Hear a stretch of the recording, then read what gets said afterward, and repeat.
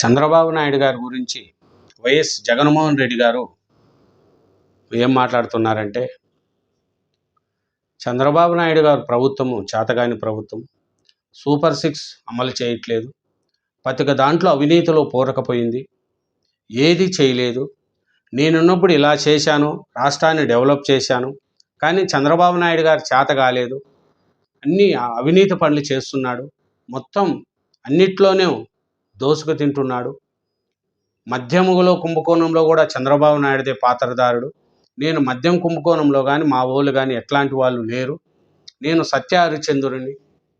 చంద్రబాబు నాయుడు గారు ఆంధ్ర రాష్ట్రాన్ని భ్రష్టు పట్టిస్తున్నాడు.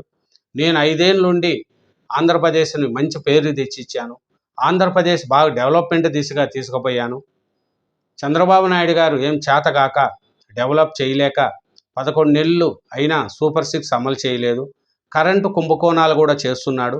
నేను ఆ రోజు కరెంటు కారు చౌకగా కొన్నాను, ఇప్పుడు చంద్రబాబు నాయుడు గారు వచ్చి కరెంటును ఎక్కువగా కొని దాంట్లో కూడా కమిషన్లు తీసుకుంటున్నాడు అని జగన్మోహన్ రెడ్డి గారు చంద్రబాబు నాయుడు గారిని ఉద్దేశించి అంటున్నారు. దీని మీద ప్రజలు ఏమనుకుంటున్నారనేదే మీ అభిప్రాయాన్ని చెప్పండి.